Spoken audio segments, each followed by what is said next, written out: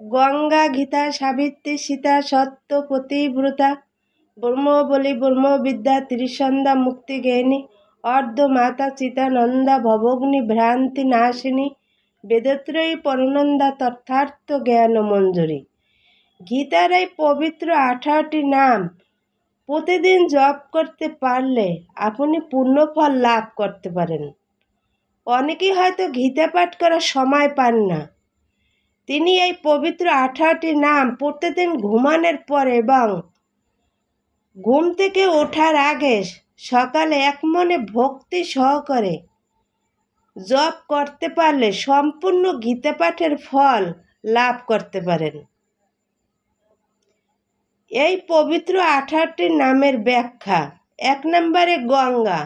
গঙ্গা স্নান যেমন আমাদের পবিত্র করে, তেমনি গীতা পাঠ আমাদের মন পবিত্র করে বলে এটিও গীতার নাম।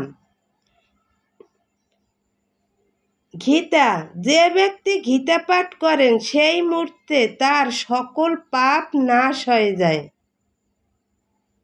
সাবিত্রী।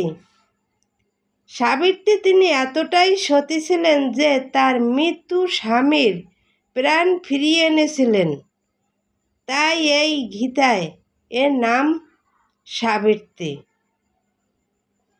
সীতা। সীতা দেবীর পবিত্রতা যেমন অক্ষয়, তেমনি গীতার পবিত্রতাও অক্ষয়। শত অসুর দানব যেই এসে একে ছুঁয়ে যাক, অপবিত্র করার চেষ্টা করুক, কিন্তু গীতার পবিত্রতা নষ্ট হবে না। সত্তা। সত্তা বলতে আমাদের আত্মার কথা বলা হয়েছে। আত্মা যেমন অক্ষয়, অমর, গীতাও তেমন অমর। পতিব্রতা। গীতাকে পতিব্রতা স্ত্রীর সঙ্গে তুলনা করা হয়েছে, যে আসলে তার স্বামী ভালোবাসার পাত্র। আর এই পতি বলতে শ্রীকৃষ্ণকে বুঝাচ্ছেন। অর্থাৎ গীতা কৃষ্ণের যেমন ভালোবাসার, এর পাঠকও তেমন প্রিয়। ব্রহ্মবলী। ব্রহ্ম শক্তি থেকে নির্গত শক্তিকে বলা হয় ব্রহ্মবলী, যে শক্তির বিনাশ নেই। ব্রহ্মবিদ্যা। পরম ব্রহ্মের জ্ঞান হলো এই গীতা। ত্রিসন্ধ্যা।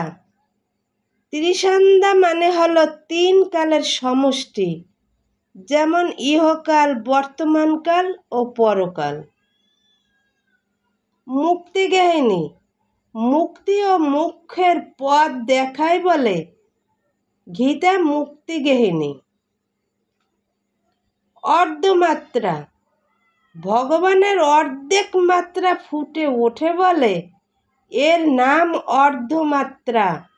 পূর্ণরূপ পাওয়া যায় যখন সকল শাস্ত্রের জ্ঞান লাভ করতে পারে। চিতানন্দা।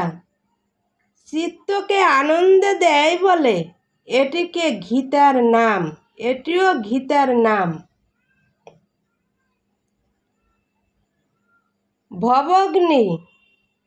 অগ্নি যেমন সোনাকে পুড়ে খাঁটি সোনায় পরিণত করে, তেমনি গীতা পারে আমাদের সকল পাপ দূর করতে। ভ্রান্তি নাশিনী। ঈশ্বরকে খোঁজার পথে সকল ভ্রান্তি নাশকারিণী। বেদত্রয়ী। ঋক, সাম, যজু আকি বেদের সার কথা স্বরূপিণী।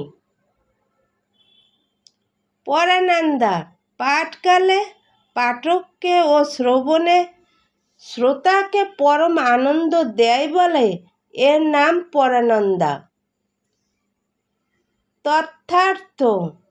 সকল শাস্ত্রে সেই তত্ত্বের আলোচনা হয়েছে, তার সরলার্থ এই গীতা।